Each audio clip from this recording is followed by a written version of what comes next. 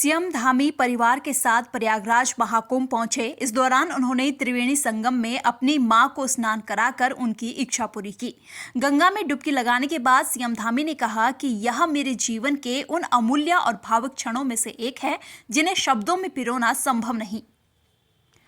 विश्व प्रसिद्ध चारधाम यात्रा करने वाले यात्री शुरुआती 15 दिनों तक रजिस्ट्रेशन काउंटरों पर 24 घंटे पंजीकरण कर सकते हैं। पंजीकरण सुविधा 3 शिफ्ट में मिलेगी, जिसमें कर्मचारी यात्रियों का मैन्युअल पंजीकरण करेंगे। वहीं स्थिति सामान्य होने पर पंजीकरण के समय को बदलकर सुबह 8 से रात 11 बजे तक किया जा सकता है।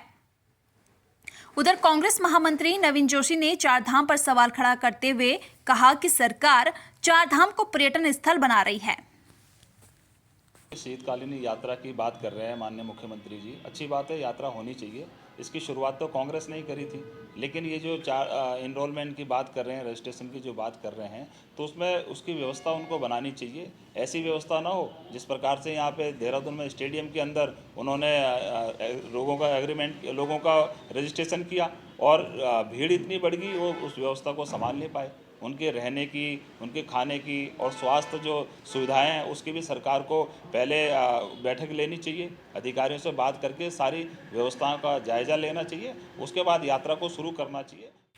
मेट्रो का सपना देख रहे देहरादून वासियों के लिए बुरी खबर है। उत्तराखंड मेट्रो रेल कॉरपोरेशन की सबसे अहम परियोजना नियो मेट्रो पर सरकारी मशीनरी के कदम ठिठक गए हैं। दूसरी तरफ कॉरपोरेशन की जिन योजनाओं पर अधिकारियों ने कदम बढ़ाए भी थे, उन पर कंपनियों ने दिलचस्पी ही नहीं दिखाई है, क्योंकि मेट्रो रेल कॉरपोरेशन की ओर से टेंडर आमंत्रित किए जाने के बाद भी किसी ने प्रतिभाग नहीं किया।